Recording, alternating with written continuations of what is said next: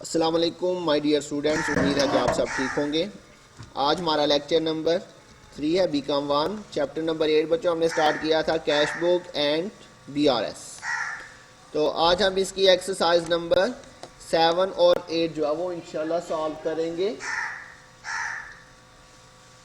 तो exercise number 7 के अंदर बच्चों वो कह रहा है prepare a bank reconciliation statement as on 31 August 2010 from the following particulars. जी बच्चों, overdraft as per cash book. तो ये रूल्स बच्चों आपने याद कर लिए होंगे। आपको रूल्स जो है वो अच्छी तरह से आने चाहिए। अगर रूल्स आपको नहीं आते तो आपको क्वेश्चन की समझ नहीं आ सकती। तो मुझे उम्मीद है आपने रूल्स ऑलरेडी याद कर लिए होंगे।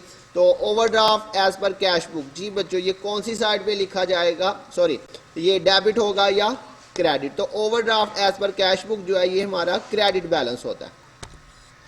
तो इसे बच्चों आपने एक्सरसाइज के अंदर सबसे पहले तो आपने उसका नाम लिख लेना है, लेकिन इस क्वेश्चन में नाम नहीं दिया हुआ, तो इसलिए सबसे पहले हम क्या लिख लेंगे, बैंक रिकॉन्सिलिएशन स्टेटमेंट। डेट उसमें दी हुई है 31 अगस्त 2010।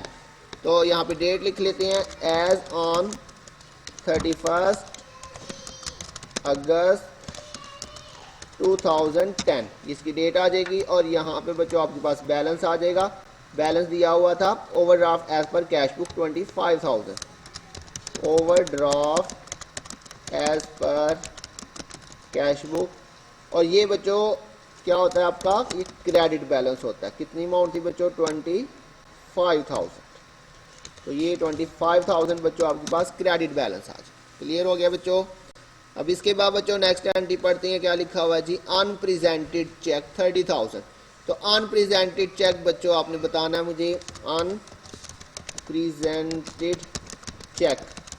जी बच्चों क्या होता है, अपने माइंड में इसको रिवाइज कीजिएगा। अनप्रेजेंटेड चेक हमारा डेबिट होता है। कितनी अमाउंट है बच्चों इसकी, 30,000। तो ये अब आपके पास बच्चों दोनों का डिफरेंस आ जाएगा। आपके पास कितना डिफरेंस आ जाएगा बच्चों, 5,000 आपके पास डिफरेंस आ रहा है। अब यहाँ पे बच्चों ये जो आपके पास डिफरेंस आ रहा है, इसके साथ हमने क्या लिखना है, डेबिट या क्रेडिट। तो इसके बारे में मैंने आपको बताया था, जो बड़ी अमाउंट होगी उसका साइन लिखेंगे। तो 30,000 बड़ी अमाउंट है, इसका साइन डेबिट है, तो यहाँ पे बच्चों इसके साथ डेबिट साइन आ जाएगा। तो ये आपके पास बच्चों एक एंट्री हो चुकी है। इसी तरह से बच्चों हमने नेक्स्ट एंट्रीज करनी है। नेक्स्ट एंट्री पढ़ते हैं, क्या लिखा हुआ है, अनक्रेडिटेड चेक। अनक्रेडिटेड चेक इसकी अमाउंट है 10,000। तो अनक्रेडिटेड चेक बच्चों आपने बताना है क्या होता है ये, अनक्रेडिटेड चेक। जी बच्चों डेबिट होता है या क्रेडिट, तो ये बच्चों आपका क्रेडिट होता है। कितनी अमाउंट है इसकी, 10,000। 10,000 आपके पास बच्चों इसकी अमाउंट है टोटल। तो अब फिर से बच्चों आपके पास कितना बैलेंस आएगा, 5,000 और 10,000 दोनों का डिफरेंस ले तो 5,000 ही आपके पास डिफरेंस आ रहा है। अब फिर से बच्चों हमारे पास कौन सी वैल्यू बढ़ी है, ये 10,000 आपके पास बड़ी वैल्यू, और इसका साइन जो है वो क्रेडिट है। तो बड़ी अमाउंट का साइन आपके पास इधर भी क्रेडिट आ जाएगा। और ये आपने इसको क्या कर लेना बच्चों, अंडरलाइन। ये बच्चों बिल्कुल आसान से क्वेश्चन है, अगर आपने रूल्स याद किए हुए हैं तो आपके लिए बिल्कुल भी कोई मसला नहीं होना चाहिए। इसके बाद है जी interest on loan debited by bank. तो बच्चों मैंने आपको बताया था, बैंक जब भी किसी चीज़ को डेबिट करेगा हमने उसे क्रेडिट कर देना। और वैसे भी आपको इंटरेस्ट ऑन लोन ये एक्सपेंस होता है, और एक्सपेंसेस के बारे में मैंने आपको बताया था, जितने भी एक्सपेंस आएंगे वो बीआरएस के अंदर क्रेडिट होते जाएंगे। जितने भी बैंक आपके एक्सपेंस पे करता है या डिडक्ट करता है, जब भी आपके अकाउंट में से बैंक क्या करेगा, डिडक्शन करेगा किसी भी एक्सपेंस की, तो वो हमने उसे क्या कर देना बच्चों, क्रेडिट कर देना। या अगर लिखा हो डेबिटेड बाय बैंक तो हमने उसे क्रेडिट कर देना। तो इंटरेस्ट ऑन लोन, ये मुझे लगता है आपके पास जो नोट्स के अंदर है 6 या 7 वाला पॉइंट था, इंटरेस्ट ऑन लोन, ये हमारा क्रेडिट होता है बच्चों। Interest on loan debited by bank, तो interest on loan debited by bank, हमने बच्चों इसको क्या कर देना है, क्रेडिट कर देना है। और इसकी अमाउंट बच्चों आपके पास कितनी है, अमाउंट है 5,000। जी बच्चों अब इन दोनों का फिर से जो है वो हम बैलेंस निकालेंगे। पहले इसको अंडरलाइन कर लेते हैं। तो ये बच्चों अब देखिएगा, ये भी क्रेडिट है और ये भी क्रेडिट है। तो जो बच्चों डेबिट होगा तो प्लस कर लेंगे, और इसी तरह अगर क्रेडिट होगा तो वो भी प्लस कर देंगे। और इसका साइन तो बच्चों बिल्कुल सिंपल क्रेडिट ही आएगा, क्योंकि दोनों का जो साइन था वो क्रेडिट ही था। नेक्स्ट एंट्री बच्चों इंटरेस्ट ऑन इन्वेस्टमेंट, ये बच्चों हमारी इनकम है, हमारे पास पैसे आएंगे। Interest on investment, interest on deposit, interest on securities, ये मैंने आपको लिखवाया था। ये भी आपका 6 या 7 वाला पॉइंट है। जब भी बैंक में आपके पैसे आएंगे तो आपने बच्चों से क्या करना है, डेबिट कर देना है। तो ये बच्चों आपकी डेबिट एंट्री है, interest on investment, interest on investment, ये आपकी बच्चों डेबिट एंट्री है। और इसकी अमाउंट बच्चों कितनी है, 6000 इसकी अमाउंट है। अब बच्चों फिर से क्या होगा जी, ये आपके पास एक डेबिट है और एक क्रेडिट है, तो इसलिए दोनों का क्या लेंगे, डिफरेंस लेंगे। तो कितना डिफरेंस आ जाएगा, 4000। और साइन बच्चों कौन सा आएगा, 10000 बड़ी वैल्यू है, इसका साइन क्रेडिट है, तो इसके साथ भी क्रेडिट साइन आ जाएगा। और उसके बाद बच्चों लास्ट एंट्री है डिपॉजिट इन ट्रांजिट। जी बच्चों डिपॉजिट इन ट्रांजिट मैंने आपको बताया था, आपने पैसे बैंक में जमा करवा दिए लेकिन बैंक वालों ने इसकी एंट्री नहीं की है। आपके नोट्स में रूल नंबर 4 था, deposit in transit, cash deposited into bank but not recorded in bank statement, उसी को हम डिपॉजिट इन ट्रांजिट भी कहते हैं। और ये हमेशा क्रेडिट होता है, मैंने आपको बताया था। तो इसको बच्चों क्या करेंगे, डिपॉजिट इन ट्रांजिट, ये बच्चों आपका क्रेडिट होगा। और इसकी अमाउंट बच्चों आपके पास कितनी थी, 10000। अब बच्चों दोनों ही क्रेडिट वैल्यूज़ है, तो क्रेडिट को क्या कर देना बच्चों, आपने प्लस कर देना है। तो ये प्लस होके आपके पास 14000 और साइन आ जाएगा क्रेडिट। और इसके बाद बच्चों मैंने आपको बताया था अपने नीचे जो है इसका बैलेंस लिखना है। यहाँ पे कैश बुक है तो नीचे बैंक स्टेटमेंट आ जाएगी, इधर क्रेडिट है तो यहाँ पे डेबिट लिखेंगे। तो ये आपके पास आ जाएगा बच्चों एक bank statement balance, bank statement balance. जी बच्चों यहाँ पे ये क्रेडिट है तो यहाँ पे हम क्या लिखेंगे, डेबिट ₹14,000। अच्छा बच्चों यहाँ पे अगर ये ओवरड्राफ्ट है तो ये ज़रूरी नहीं कि आपने नीचे भी ओवरड्राफ्ट लिखना है। बच्चों यहाँ पे जो मर्जी हो, ओवरड्राफ्ट हो या जो भी हो, आप सिंपल यहाँ पे ऐसे लिखा करें बैंक स्टेटमेंट बैलेंस, बस। इधर जो मर्जी लिखा हो आपने यहाँ पे ऐसे लिख देना बैंक स्टेटमेंट बैलेंस। ये क्रेडिट है तो आपने उसको डेबिट लिख देना, बस। यहाँ पे ओवरड्राफ्ट है तो ये ज़रूरी नहीं कि आपने नीचे भी ओवरड्राफ्ट ही लिखना। तो ये बच्चों हमारी एक्सरसाइज नंबर 7 कंप्लीट हो चुकी है। तो बच्चों बहुत ही आसान चैप्टर है, अगर आपको रूल्स आते हैं तो आपने रूल्स बहुत अच्छी से बच्चों याद कर लेंगे। इसके बाद बच्चों एक्सरसाइज नंबर 8 जो है वो भी सॉल्व करते हैं। लिखा हुआ prepare a bank reconciliation statement as on 30 June 2010 from the following particulars. इसके अंदर भी बच्चों उसने नाम नहीं मेंशन किया हुआ, डेट उसने आपको बताई हुई है। ये एक्सरसाइज नंबर 8 है। डेट आ जाएगी बच्चों यहाँ पे एज ऑन 30 जून 2010। जी बच्चों 2010 आपके पास ये डेट है। और इसके अंदर बच्चों बैलेंस उसने आपको दिया हुआ है, balance as per cash book. तो बच्चों balance as per cash book हमारा डेबिट बैलेंस होता है। यहाँ पे आ जाएगा balance as per cash book, तो ये बच्चों हमारा डेबिट बैलेंस है। और इसकी अमाउंट बच्चों कितनी बताई हुई है, 1 लाख इसकी अमाउंट है टोटल। उसके बाद बच्चों नेक्स्ट एंट्री में देखें, यहाँ पे उसने आपको कहा हुआ है cheque issued for 80,000 but only cheque for 50,000 is presented up to 30 June. जी बच्चों हम ये 30 जून को बना रहे हैं और उसने बताया हुआ कि हमने 80,000 के चेक इशू किए थे, जिसमें से 50,000 के जो चेक है ना वो प्रेजेंट हो चुके हुए हैं 30 जून तक।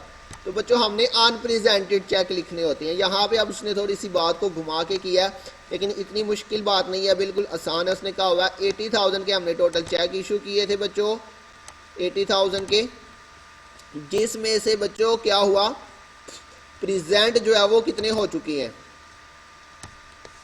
प्रेजेंट बच्चों 50,000 प्रेजेंट हो चुका हुआ 30 जून तक। तो बच्चों अनप्रेजेंटेड फिर कितने होंगे, इन दोनों का डिफरेंस आपने ले लेना और जो डिफरेंस आएगा वो आपके आ जाएगा अनप्रेजेंटेड चेक। तो अनप्रेजेंटेड चेक बच्चों यहाँ पे आपका आ जाएगा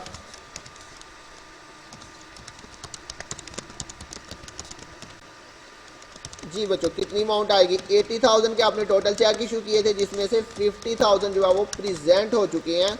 तो जो बाकी बचेंगे बच्चों कितना डिफरेंस आ रहा है 30,000 का, तो 30,000 जो है वो आपका अनप्रेजेंटेड होगा। और अनप्रेजेंटेड को बच्चों हमने क्या कर देना है, डेबिट कर देना है। अब ये बच्चों डेबिट वैल्यू है तो डेबिट क्या हो जाएगा, प्लस हो जाएगा। तो इसके साथ साइन भी बच्चों आपका क्या आ जाएगा, डेबिट साइन आ जाएगा। तो बिल्कुल ईजी है बच्चों।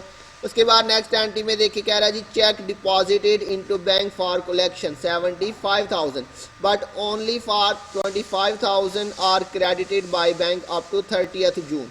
जी बच्चों, उसने बताया हुआ कि हमने 75,000 के चेक जो है वो कलेक्शन के लिए जमा करवाए थे, जिसमें से सिर्फ 25,000 के चेक जो है ना वो क्रेडिट हो चुके हुए हैं। इसका मतलब बच्चों 75 में से 25 तो क्रेडिट हो चुके हैं, कलेक्ट हो चुके हैं, तो बाकी जो 50,000 हैं वो हमारे अनकलेक्टेड अनक्रेडिटेड चेक होंगे। तो अनकलेक्टेड अनक्रेडिटेड को बच्चों हमने क्या कर देना है, क्रेडिट कर देना है। तो ये आपके पास एंट्री नंबर 3 आ जाएगी, अनक्रेडिटेड चेक।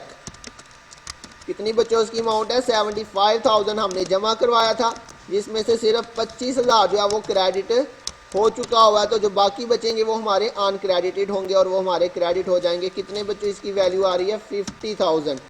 तो ये 50,000 हमारा अनक्रेडिटेड होगा, इसे बच्चों आपने क्रेडिट कर देना है। और अब इसका बच्चों टोटल करें तो ये आपके पास डेबिट है और ये आपका क्रेडिट है। तो डेबिट क्रेडिट आपस में क्या हो जाएगा बच्चों, माइनस कर देंगे इसको, डिफरेंस लेके 50,000 सॉरी 1,30,000 माइनस 50,000, तो ये आपके पास 80,000 का डिफरेंस आ रहा है। अब कौन सी अमाउंट बच्चों इसमें से बड़ी है, डेबिट वाली अमाउंट बड़ी है, तो इसके साथ जो साइन आएगा बच्चों वो भी आपका डेबिट साइन ही आ जाएगा। उसके बाद बच्चों नेक्स्ट एंट्री में उसने कहा हुआ है interest on overdraft debited by bank. ये मैंने आपको पिछली एंट्री में भी बताया, पिछले क्वेश्चन की एंट्री नंबर 4 में, जब भी डेबिटेड बाय बैंक होगा हमने उसे क्रेडिट कर देना। तो ये वही है interest on overdraft, interest on loan मैंने बताया था, ये आपका क्रेडिट होगा। तो लिखा है interest on overdraft debited by bank, bank ने डेबिट किया, हमने इसे बच्चों क्रेडिट कर देना। ये आ जाएगा इंटरेस्ट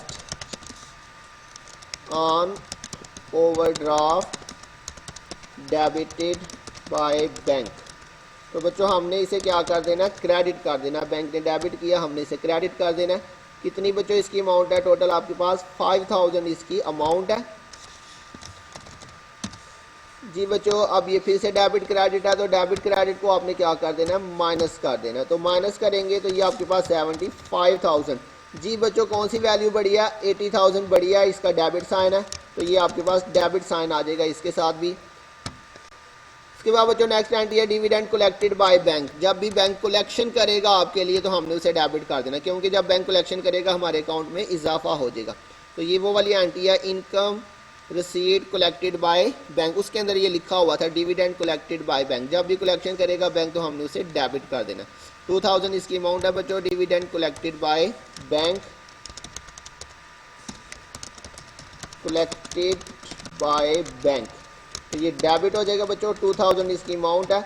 तो अब बच्चों दोनों वैल्यूज डेबिट है, तो डेबिट डेबिट को फिर से आपने क्या करना है, प्लस कर देना। तो सॉरी यहाँ पे बच्चों अंडरलाइन करना है इसको हमने। तो ये आपके पास टोटल कितना बन जाएगा, 77,000 डेबिट डेबिट प्लस होके 77,000, चूंकि दोनों डेबिट है तो डेबिट साइन आ जाएगा। उसके बाद बच्चों आपके पास लास्ट एंट्री है cheque recorded into cash book but not deposited into bank.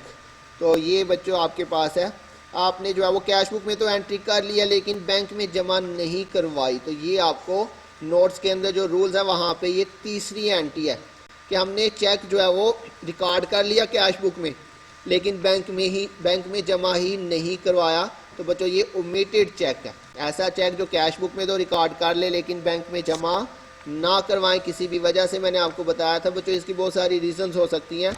आपने कैश बुक में एंट्री कर ली, चेक जो है वो आपने पॉकेट में डाल लिया, लेकिन जब आप बाज़ार गए तो आपको जो है वो चेक जमा करवाना ही भूल गए। तो ये होता है बच्चों हमारा ओमिटेड चेक और ये हमारा क्रेडिट होगा। तो ये बच्चों पूरी लाइन भी आप लिख सकती हैं और शॉर्ट में आप इसके लिए ओमिटेड चेक लिख सकती हैं। 10,000 ये आपका आ जाएगा बच्चों ओमिटेड चेक, ये क्रेडिट होगा बच्चों 10,000 से। इसका डिफरेंस बच्चों लेंगे, आपके पास जो है एक डेबिट है और एक क्रेडिट है, इसलिए हम दोनों वैल्यूज़ का क्या लेंगे, डिफरेंस लेंगे। तो डिफरेंस आपके पास कितना आ जाएगा, 67,000 आपके पास डिफरेंस आ जाएगा।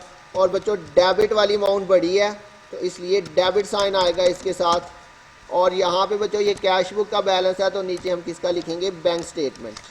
यह आ जाएगा बैंक स्टेटमेंट बैलेंस। और जी बच्चों यहाँ पे ये डेबिट आया तो ये हमारे पास इधर क्रेडिट बैलेंस आ जाएगा ₹67,000। तो ये बच्चों हमारे पास ये एक्सरसाइज भी जो है वो कंप्लीट हो चुकी है। तो आपने देखा बच्चों बहुत ही आसान क्वेश्चन है, अगर आपको रूल्स आते हैं तो ये आपके लिए बहुत आसान होंगे, लेकिन अगर आपने रूल्स नहीं याद किए हुए तो आपके लिए मुश्किल हो जाएगा। जी बच्चों इसके साथ साथ आपका जो मंथली टेस्ट है उसका सिलेबस भी जो है वो आप नोट कर लें। मंथली टेस्ट के अंदर बच्चों आपका क्या जो है वो सिलेबस होगा, उसके अंदर बच्चों आपने करना है जर्नल, उसके बाद बच्चों लेजर वाला चैप्टर हमने किया था, और उसके बाद बच्चों हमने कैश बुक किया था। तो ये बच्चों आपका मंथली जो टेस्ट होगा उसका आपका ये सिलेबस है, जर्नल, लेजर और कैश बुक। तो ये आपने 3 टॉपिक इसके अंदर अपने जो है वो रेडी करने हैं। जर्नल जो है ये चैप्टर नंबर 4 था, लेजर चैप्टर नंबर 5 था, और कैश बुक जो है ये चैप्टर नंबर 8 है जो अभी हम कर रहे हैं। इसमें हमने बच्चों कैश बुक कर लिया था, BRS अभी हम कर रहे हैं, लेकिन आपने सिर्फ कैश बुक वाला टॉपिक करना है, BRS वाला नहीं करना। तो बच्चों अपना होमवर्क जो है वो साथ साथ क्या कीजिएगा, आपकी प्रॉब्लम जो आपके नोट्स पे हैं आपने वो साथ साथ करनी है। तो जब कॉलेज ओपन होंगे तो आपने ये पूरा होमवर्क जो है वो नीट रजिस्टर के ऊपर जो है वो चेक करवाना। तो बच्चों मुझे उम्मीद आपको समझ आ गई होगी। अपना ध्यान रखिएगा, बहुत जल्द मिलेंगे नेक्स्ट लेक्चर के साथ, तब तक के लिए अल्लाह हाफिज़।